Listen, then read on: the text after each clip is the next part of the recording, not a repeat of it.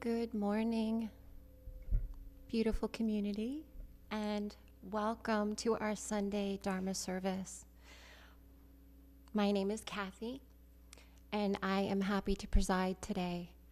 We are in the middle of a dedicated Won Buddhist practitioners retreat. So along with our local community and our Dharma family on YouTube watching, we also have practitioners visiting from LA, North Carolina, Philadelphia, Washington, Manhattan, and also our local Won Dharma Center members.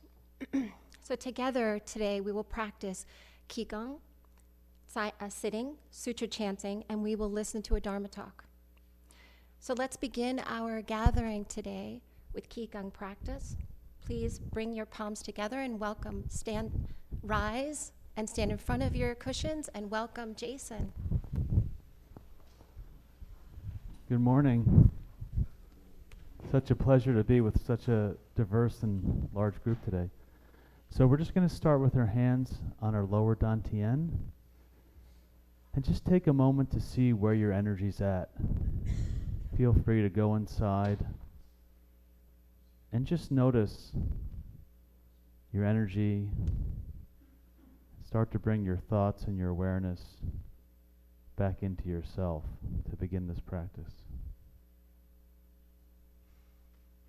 And then with our hands at our side, with our knees slightly bent, we're just going to begin to shake. Arms hanging loosely, knees bending, and just a very playful, loose shake. You can explore to the sides a little bit. Just beginning to shake up our energy a little bit. And you could even imagine your mind or your brain shaking and your eyes shaking. Your ears could be shaking and drooping down to the ground. Your tongue can shake. Your teeth. Now your throat, your upper arms and your lower arms and your fingers, your chest, your torso, your spine can be shaking, your upper legs and lower legs. And now with a little bit more force, we're going to start shaking in front. Just really shaking it out, almost like you're shaking water off your fingertips. Now in back.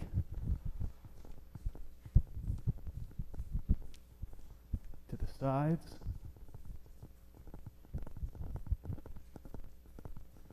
To the front. Up and back down again, front, and then gently come to a stop with your hands on your lower dantian. And just take a moment to check in how you feel now compared to how we started.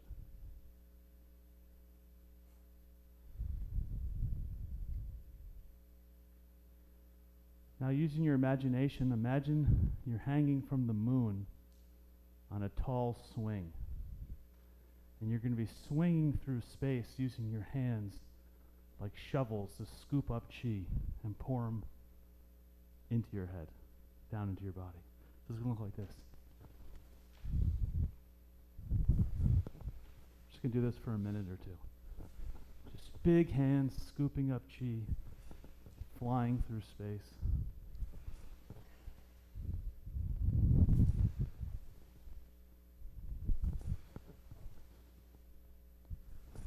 Inhale, exhale. Inhale, exhale.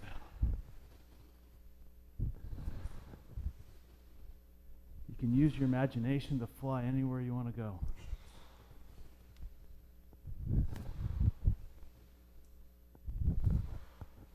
pouring the the chi down into your body.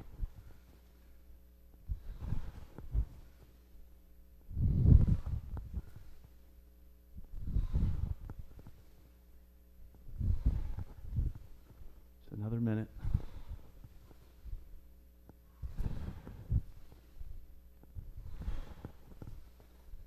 Big hands, scooping up chi.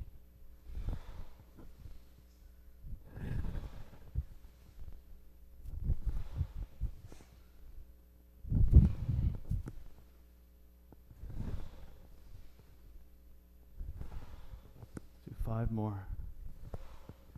4, 3,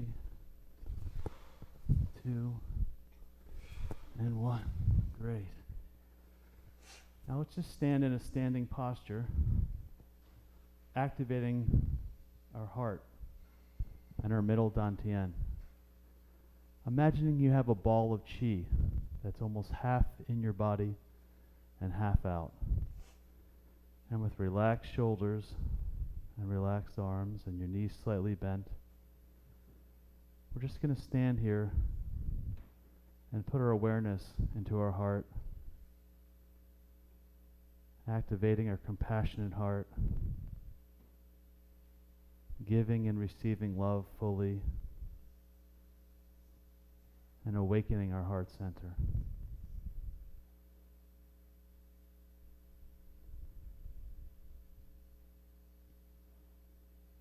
If your hands or arms get tired, you can move them up or down slightly, or bend your knees a little bit more.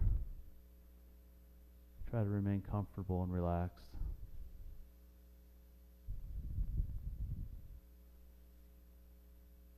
You can begin to imagine that there's a ball of chi that's passing from your left hand to your right hand, through your heart, and around in a circular fashion.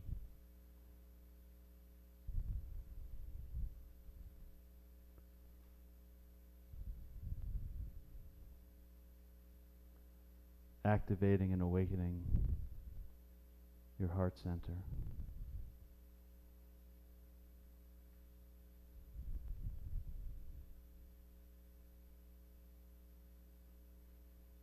Breathing, relaxed.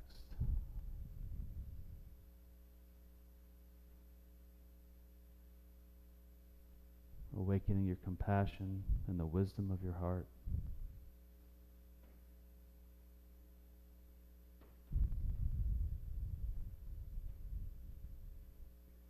Now we're going to take all that chi we just cultivated and place it down in our lower dantian, storing it back in our energy center. And imagine that all that chi is now condensed as a small white pearl that's sitting in our lower dantian.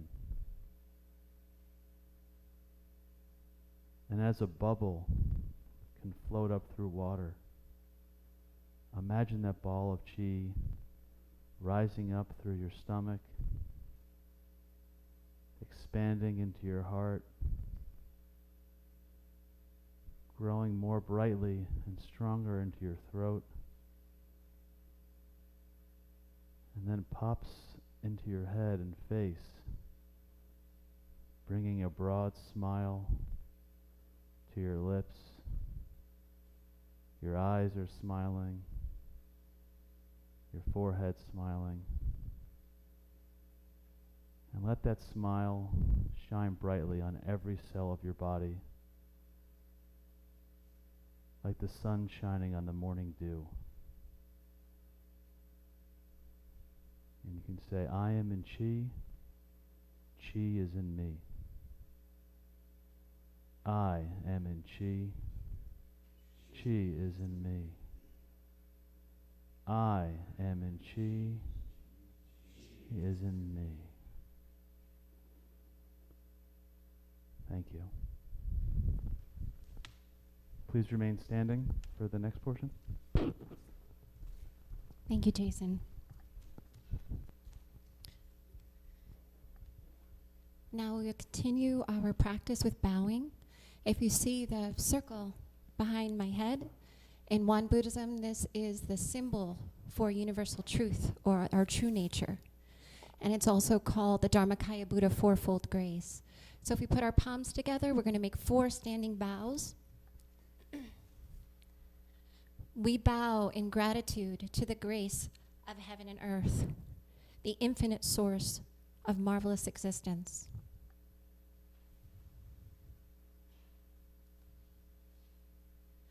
We bow in gratitude to parents, ancestors, and all those who have nurtured us and given us life.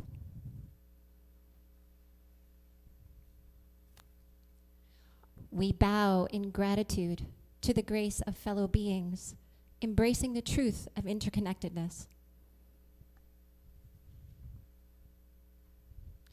We bow in gratitude to the grace of laws, which help us to develop freedom and justice.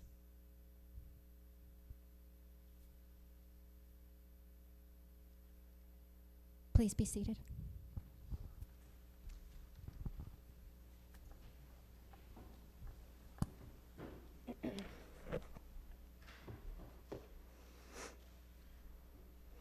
You can take your time to get comfortable and adjust your seat.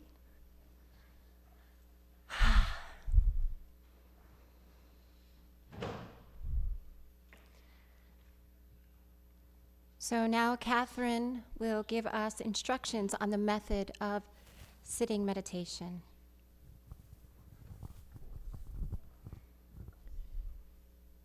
The method of sitting meditation is simple and easy. Sit comfortably on the floor or in a chair. Breathe in, grab all your tension, and breathe it out. Open up your chest and heart. Stretch up tall and align your spine from your neck to your tailbone. Relax your shoulders and arms, then allow your hands to rest on your knees.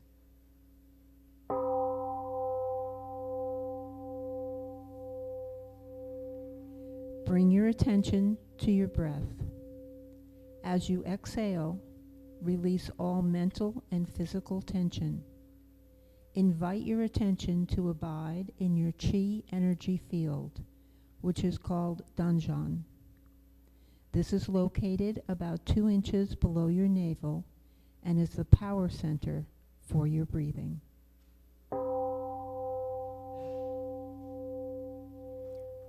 Open your eyes and gaze downward over the end of your nose and to the floor. Keep your mouth closed and allow the tip of your tongue to rest gently against the roof of your mouth. When your mind is concentrated and calm, pure and clear saliva may gather in your mouth. You may swallow it.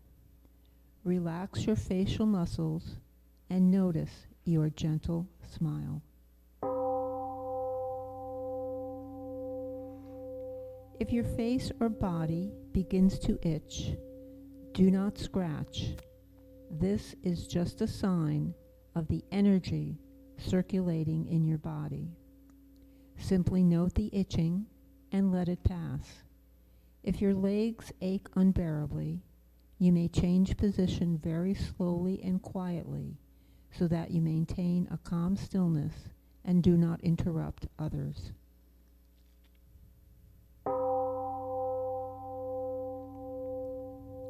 When thoughts arise in your mind, do not be discouraged or disturbed by them. Simply focus on your breathing without reacting to or playing with those thoughts. Recognize them as thoughts. They will disappear by themselves. And remember, keep bringing your awareness back to your Danjan, breathing center.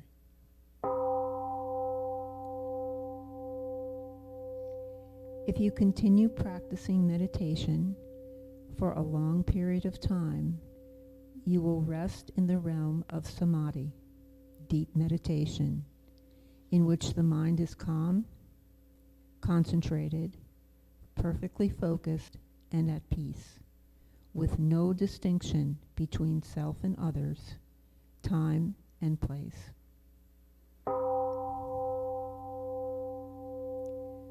We are grateful to sit quietly together, finding the still point within. May we be here now, aware of our ever calm and alert spirit.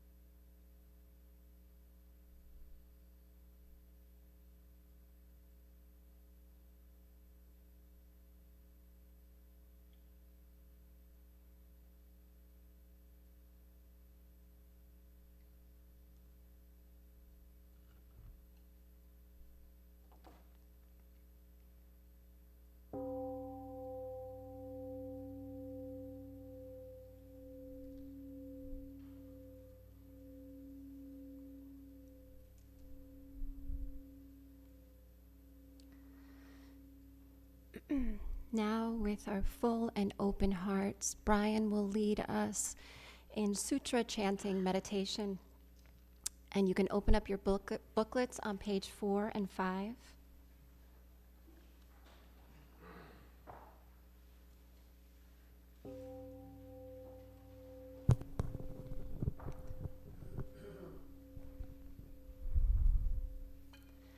Yuan Song Bao.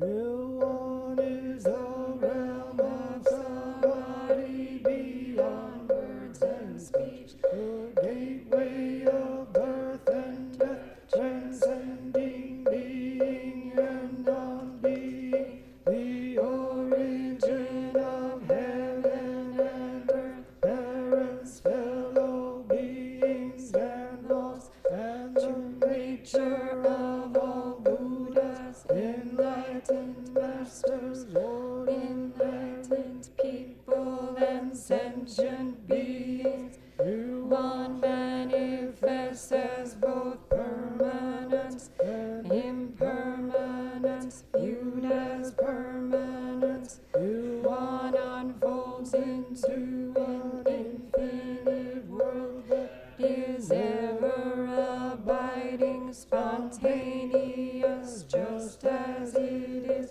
viewed as impermanence. One unfolds into infinite worlds, the cycle of formation, duration, decay, and extinction of the universe, the birth, aging, illness, and death of all beings, according to how we use our minds and bodies. In the 4 forms of birth we transform through the 6 realms of existence, progressing or regressing, with grace arising from harm or harm from grace. Therefore we unawakened beings vow to practice wholeheartedly,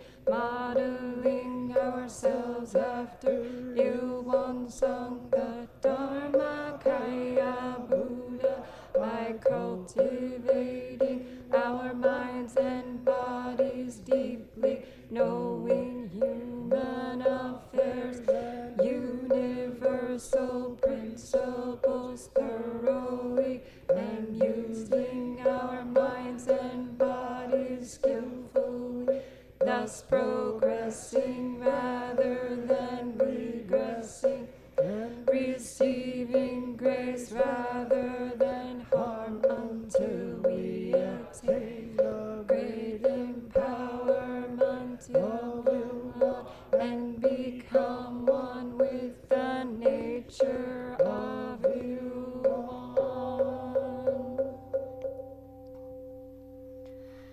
Heart Sutra.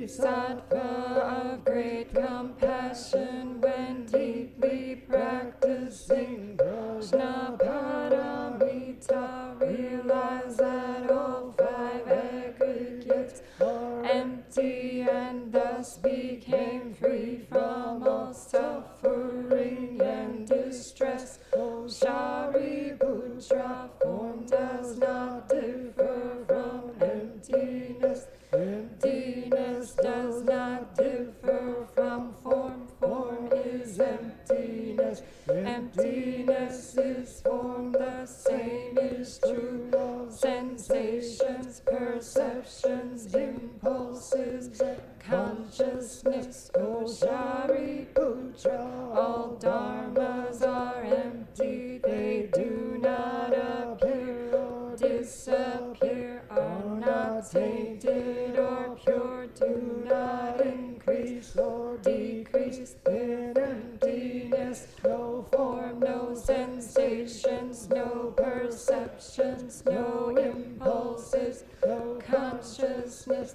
no eyes, no ears, ears, no nose, no tongue, no body, no mind, no form, no sound, no smell, no taste, no touch, no object of mind, no realm of eye, ear, nose, tongue, body, or mind consciousness, no ignorance, nor extinction of ignorance, no old age and death, nor extinction of them, no suffering, no cause of suffering, no cessation of suffering, no path, no wisdom, no attainment, with nothing to attain. The Bodhisattva relies on Prajnaparamita, therefore the mind has no hindrance. Without any hindrance, no fears exist. Free from delusion, one dwells in nirvana. All Buddhas of the past, present, and future rely on Prajnaparamita and attain supreme enlightenment. Therefore know that Prajnaparamita is the great mantra, is the great enlightening mantra, is the unsurpassed and unequaled mantra, which is able to eliminate all suffering. This is true, not false, so proclaim the Prajnaparamita mantra, which says gone, gone, gone beyond, far beyond, now awaken, gate, gate, para gate, parasamgate, bodhisvaha, gate, gate, para gate, parasamgate, bodhisvaha, gate, gate, para gate, parasamgate, bodhisvaha.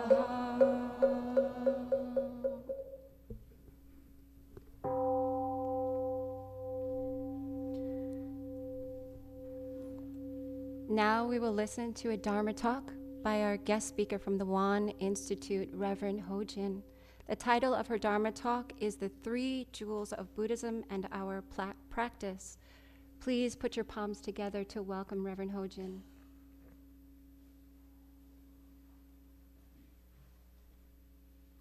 It's great to see you, everyone. Can you hear me well?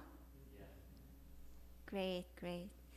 So my name is Hojin Park. I'm working at Won Institute of Graduate Studies. And this is my pleasure to be here. And this time we have a special retreat going on here, like Kathy introduced in the beginning of the service. Retreat for aspiring lay ministers and dedicated practitioners. So each one of you has very strong affinity with the Buddha Dharma, and I'm very honored to be here with you today.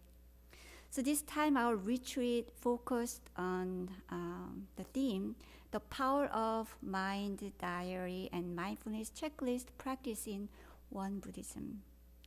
So basically this practice keeps us awake from ignorance and habitual unconscious activities or self-centered mind. And it is a part of the great tool to attain Buddhahood. So today I'd like to share with you the theme of this practice and relate with the three treasures, three jewels in Buddhism. So one of the oldest ways of expressing the faith in Buddhism is taking refuge in the three jewels. So also known as the triple gem or the three treasures. So three jewels are the Buddha and the Dharma and the Sangha. Regardless any part of Buddhist sect, they have this faith and say they are Buddhist. So many rituals and ceremonies in Buddhist community around the world start from reciting the 3 refuge vows. I take refuge in the Buddha. I take refuge in the Dharma. I take refuge in the Sangha. The Buddha could be the historical Buddha who awakened the truth. And also, the Buddha could be the Dharmakaya Buddha for fourth grace within you and everywhere in the world. And the Dharma is the teaching of awakened beings' guidance. So, in Won Buddhism, we have principal book of Won Buddhism, and there's all teaching guidelines how we can become a Buddha. And the Sangha is in the past, the monastic monks and nuns who ordained this Buddhist tradition and practice wholeheartedly in entire their life. And these days, Sangha is any spiritual community we're practicing together, really applying this Buddha's teaching into our life. So for many practitioners, taking refuge is one of the first steps in declaring oneself a Buddhist, along with taking the precepts and guidelines for an ethical life. So why is this important? Because when we have this strong faith in Buddha and Dharma and Sangha, then that creates strong commitment that I will follow this path. I have vowed to become a Buddha. I will transform my life to compassionate life instead of very ignored ascension beings. So this faith is very important. And Master Sotaesan said that the reason religious orders check a practitioner's belief and dedication is because belief is none other than the vessel that holds the Dharma, the driving force that resolves all cases for questioning, and the foundation for observing all the precepts. And practice without belief is like fertilizing a dead tree. Ultimately, you will never see any result. Therefore, you must first establish genuine belief so that you may deliver yourself. In teaching others as well, so arising belief in those who lack, it is the primary merit. That's what Master Sotaesan said. So, having belief in Buddha, Dharma, and Sangha, and you dedicate yourself to wholeheartedly practice and following the Dharma is really, really important. And when we have strong faith in the Buddha, Dharma, and Sangha, we can really dedicate ourselves into this practice, but it's not enough. Our compassionate teachers guide us in the right direction, but actually your own practice and your own realization make you really awaken, make you transform yourself from suffering to happiness. So hard work is never wasted, and how much you make an effort depends on that. You can create your own life. And one day, I read this passage in the morning after morning meditation. Master Sotaesan said, believing in the three jewels also involves the two categories of self-powered belief and other-powered belief.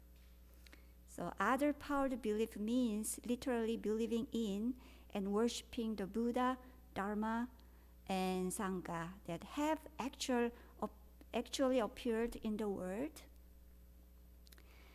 But self-powered belief means discovering the Buddha, Dharma, and Sangha that are within our own self-nature, and inwardly believing and practicing them. These categories become the foundation for each other, so self-powered and other-powered beliefs must develop in tandem, must go together. However, once Once practice reaches the ultimate state, there will be no boundaries between self and other, and the myriad things in heaven and earth and the Dharma realm of empty space will all turn into the three treasures. You can see the Buddha within you, within others, and within natures. You can see the Dharma, living scripture. Every day, every moment, you can read the living scripture. And you are the practitioner who carry this Dharma into your life and transform this world. So ultimately, you can see there's no separation between your own self-powered belief and other-powered belief. But for beginner, it's very important to have some structure and system, having a right place to cultivate your mind. So actually, Buddha, Dharma, Sangha in physical form is very important to start and beginning our practice. But also, we need to find our self-powered belief. So today, we wrote, when we begin this retreat, we wrote our intention for this retreat. I wrote trust. Trust my own Buddha nature and trust all other practitioners' Buddha nature, and we will grow together. So what is the Buddha, Dharma, and Sangha within us? I can say aware of our own mind each and every moment, not just Buddha nature, but also this arising mind, very human desire, upsetting, arising, all kinds of mind. Just see things as they are, aware of our own body and mind each and every moment, and realizing our true nature. Our mind ground is originally, like Irosa, complete, utterly impartial, and selfless nature. So we recognize both together, arising mind and original mind, and also the changes when you recognize it, what can happen, and listening to your own wisdom, and cultivating power of choice and action, really in each moment, is the way of discovering Buddha, Dharma, and Sangha within us. So this people looking for the spiritual guidance, or go to church or temple and look at any resources when they have some stressful life situation, uncertainty in their life, they're looking for some answer.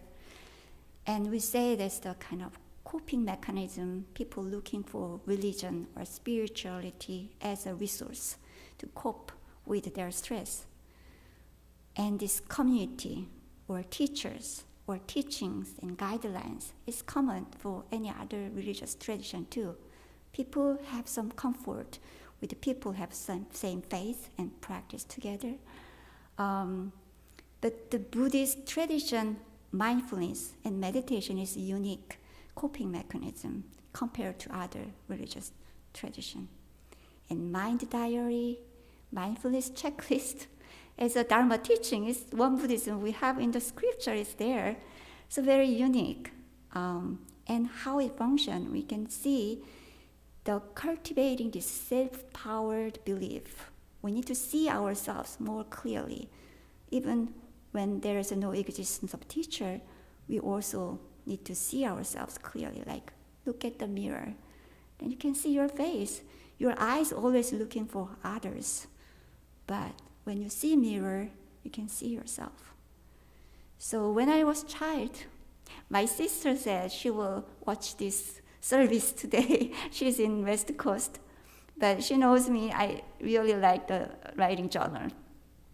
So when I was child, even 8 years old, drawing or painting for that day, I cannot writing everything, but just taking picture of that day, what happened. Not everything, but one event I remember that day I drawing. And few words of what happened that day. It's more like see things as they are, what really happened. So when I was child, it's very possible to doing it. But when I grew up more, I'm making stories. So there's event, but in my own perspective, I adding the stories. So it's a little bit hard to see what's really happening. It's my own perspective to see the world, right? So this mind diary or mindfulness checklist really help us to see things as they are, not adding the stories, but taking picture of your mind at that moment. Is that like Ilwon-sang? Perfect, round, utterly impartial and selfless? Or is halfway of circle? I attach to something, I partially, my judgment following my own perspective or not. So the moment when your mind arising, you're taking picture of your mind and reflect on our true nature, and we improving ourselves more diligently, come back to our true nature. So during our meditation time this morning, sitting meditation, if you take picture of your mind, that moment, what kind of shape do you have? Maybe it's various, but mostly it's clear and calm, right? And tranquil and not deluded by anything else. When we have that kind of environment, before one thought arising, that state of mind. So in early Buddhism, the three quality of our mind we need to develop is diligent, clearly knowing, and mindful. Those three quality. We have to be diligent to reflect on our mind, where my mind is going. And this is the iPhone. I have iPhone, and it's very smart. Show me weekly your screen time raise up this percent this week. Your screen time down this week. So I didn't ask them, but they show me the data. How I use my mind. How much I attach to looking at something, some information or a video clip or whatever it is. So that kind of technology is available outside. Show your mind. And these days, financial, like checking how you use your money. I saw when I see the using credit card, and when I pay for that, they show me the chart. Which percent you use money this way or that way. So you can see the chart. And that's not separate from our mind study. Where your mind goes, you use your money in that direction, mostly. And where your mind's going, you use your time in that place. And also how you really sincerely practice, keep your precepts in your heart. You can check every day. So the method could be vary, but the reason why we are doing it is the one purpose, to not separate our mind from our true nature. Diligently look at, diligently come back, that's our true nature of our mind. And Master Sotaesan have many different methods to provide us to how we can develop our true nature, cultivating our spirit. And one is kind of this training method. Fixed term training means that you dedicate yourself certain period of time, like really intensely looking at your mind based on these threefold studies, cultivating your spirit through meditation and chanting, cultivate your wisdom through scripture reading and lecturing, also writing journal about what kind of insight do you have today, how you handle your mind and body today. So not just taking picture of the state of mind, but little bit of detail of why, what is the reason for coupling myself with this deluded thought, self-centered mind, or various reason of attraction and interruption. So you can see more clearly your mind. That's the way to cultivating our wisdom. And cultivating right choice in action is during a day, you can make a mindfulness choice checklists, how much time you break your precepts or you keep your precepts, or you have a certain tendency in your life you want to change, unwholesome habit or wholesome habit you want to create, that could be your mindful item for that week, for that month, or it could be like longer to change it.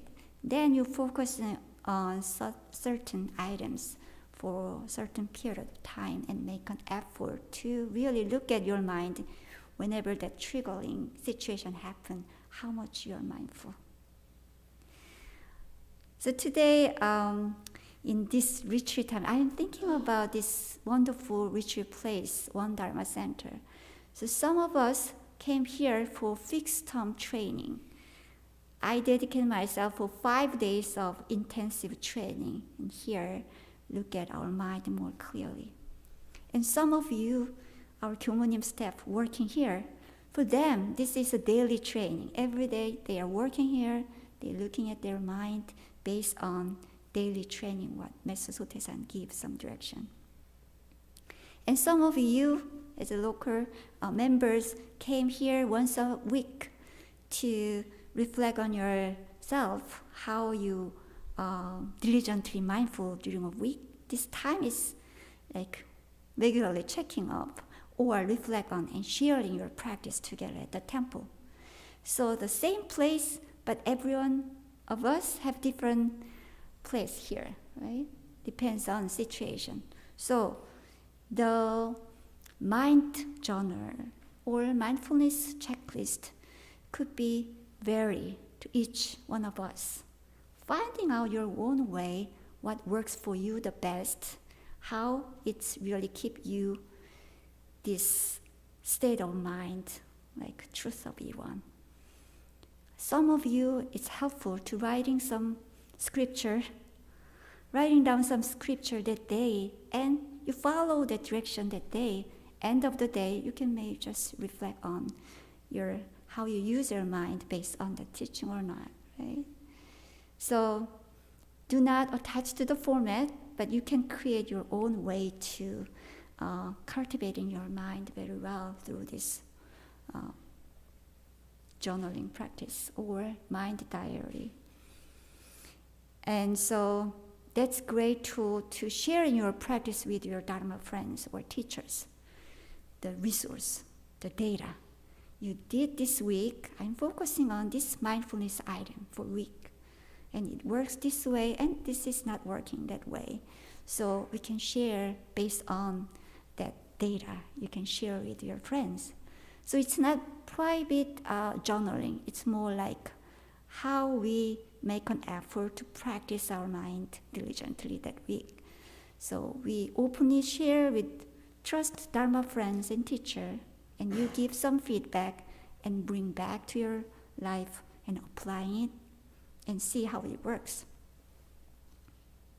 So this is very important part of our practice. So the way of reflect on our mind end of the day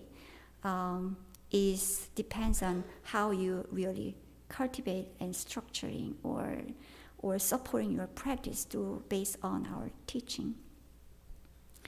And one of the passage in the additional discourses of the founding master Sotaesan, he said, praising a student who had faithfully kept a daily diary for a long time, the founding master said, a daily diary is a trial document for the afterlife. If you record only the facts steadily and persistently throughout your life, the questioning of the judge in the afterlife may be wrong, but never will this document be erroneous. You will clearly be aware in advance of how many blessings or how much karma you have accumulated. If you have insistently devoted yourself to recording a daily diary throughout your life, you will have gained great ability in your study. That's one of his talk. And I think there's a story of like afterlife, what will happen? And someone said like afterlife, there's a judge looking at you, but you did this lifetime and see many merit and blessing you cultivated, then you go to heaven, right? If you did like unwholesome karma, a lot of wholesome karma, then you go to hell. That kind of story is there in any other religious tradition. And using the story more like fear-based, like if you want to be have some peace and happiness after life, you have to diligently practice or public service required. It's more like responsibility kind of things, duty. It's not attractive these days, your practice. It's more like you have choice. You have choice how we live. When we give some bad time or harsh words to others, your mind also uncomfortable too. Right? So we are all interconnected. We are all want to be happy.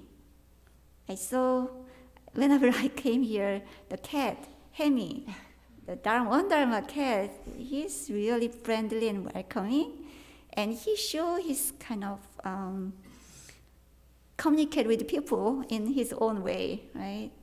And so I really felt we are all connected to each other, and the birds and flowers in here looks very happy and peaceful and give us joy, right? So all things in the universe really connect to each other. So whenever we make a choice, whatever you say and see, hearing, using your body, based on this, our true nature, is really giving peace in the world and ourselves.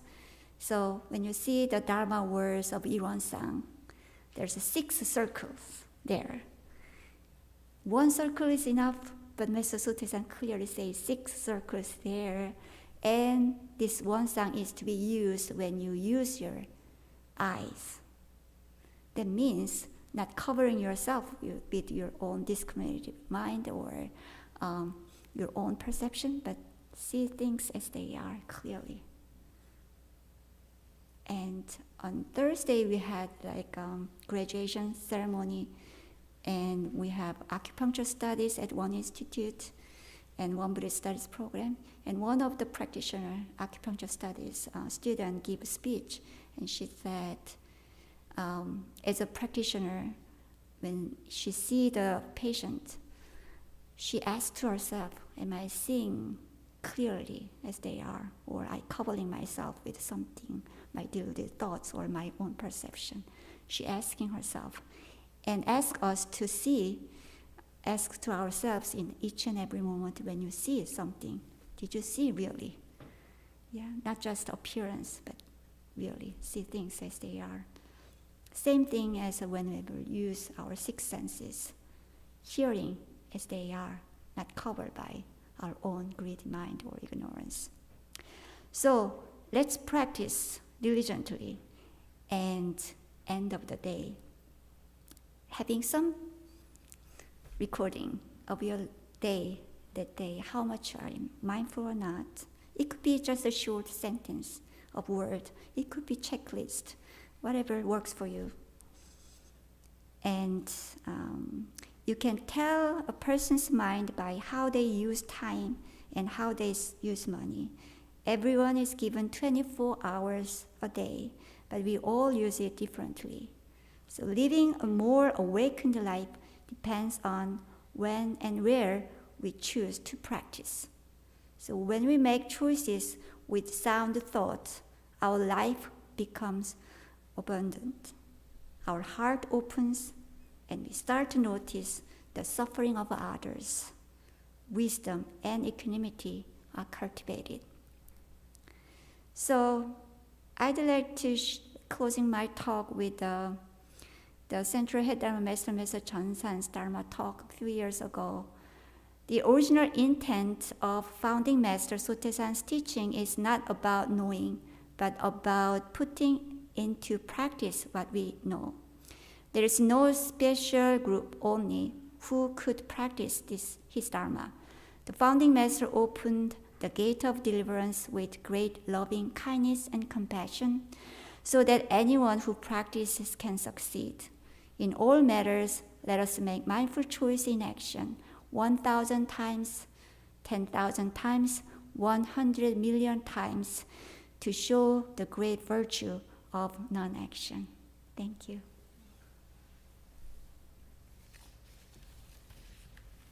Thank you, Reverend Hojin. Oops, excuse me. Thank you so much. Isn't it? It's wonderful that she mentioned.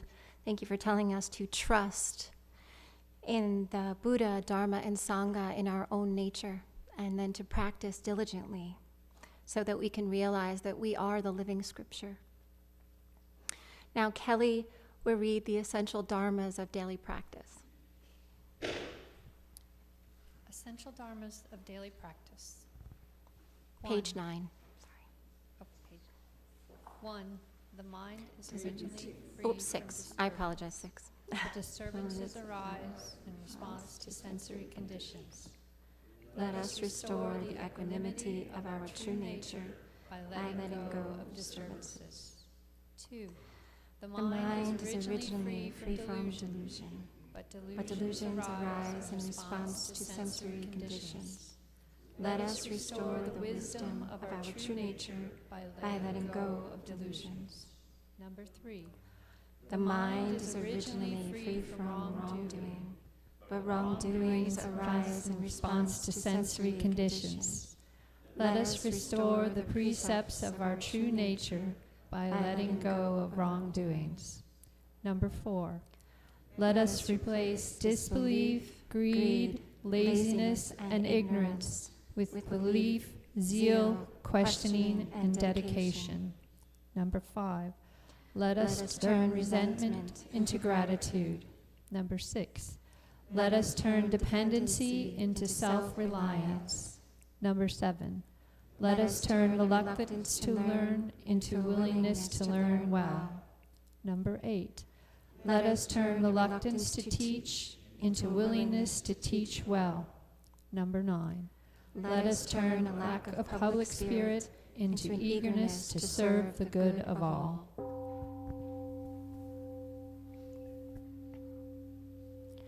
Now I have a few announcements to share with you all.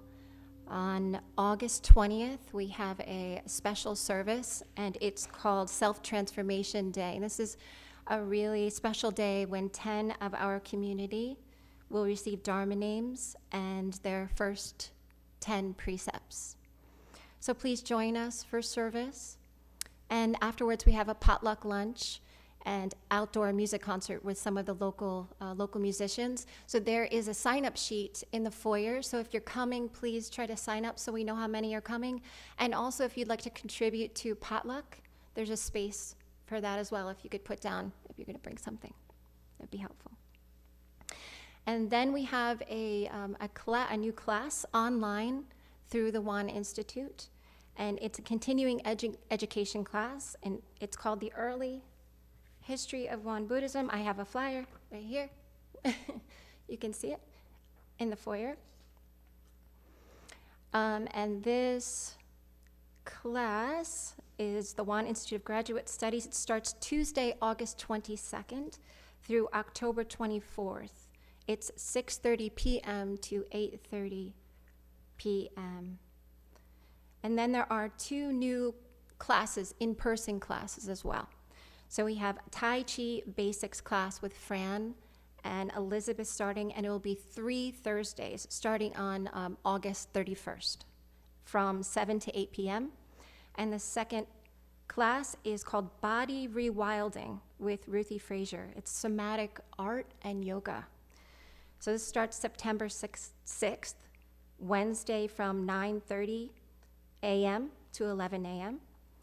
And you can visit the Wan Dharma Center website for more information. So to close, we will open our chant books to page 9, this page 9 this time, and sing the morning prayer song. Dharmakaya Buddha, fourfold grace, I begin a new day in your presence. Today